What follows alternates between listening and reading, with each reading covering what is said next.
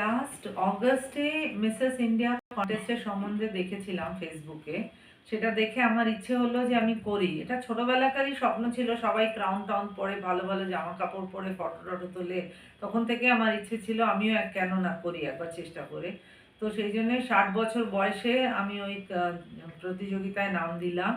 এবং এটা হচ্ছে মিসেস ইন্ডিয়া রেজিস্টার্ড পেজেন্ট, ইন্ডিয়ার one the only registered pageant, and it is the director is Mrs Dipali ফাডনেস।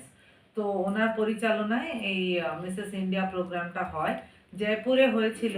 এবং December 21 আমি মিসেস ইন্ডিয়া রিমার্কেবল সাবটাইটেলটা পেয়েছিলাম, এবং Mrs India super classic runner up, এই দুটো পেয়েছি আমি অ্যাওয়ার্ড। এটাতে আমি খুব খুশি, কারণ এটা বোঝা যায় যে মানে স্বপ্নের কোনো এক্সপায়ারি ডেট নেই, যে যখন যা মনে চায় সেটা করতে পারে। মনের জোর থাকা দরকার, উইল পাওয়ার থাকা দরকার, তো নিশ্চয়ই করা যাবে, কেননা করা যাবে না। তাই আমি প্রত্যেক মহিলাকে বলবো যে যা যা করতে চান জীবনে সবসময় সেটা করবেন, অন্যকে ক্ষতি না করে নিজের মনের আনন্দের জন্য আমরা যাই করি সেটাই খুব ভালো জিনিস। সেটা প্রত্যেকেই করা উচিত, পুরুষ হোক মহিলা হোক যে কেউ হোক। আমি বলছি স্কাই ইজ দ্য লিমিট। কোনো কোনো আমাদের এই নেই, বাঁধন নেই যে এইটুকুই করতে পারবো, এর বেশি পারবো না। যা অ্যাচিভ করতে চাই সবই পারবো। আমাদের জীবনে ইন্ডিয়াতে প্রচুর এক্সাম্পলস আছে।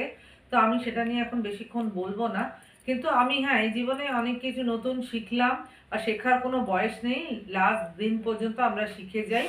তো আমি আরো নতুন কিছু এক্সপিরিয়েন্স হলে সেটাও করতে রাজি আছি। Thank you.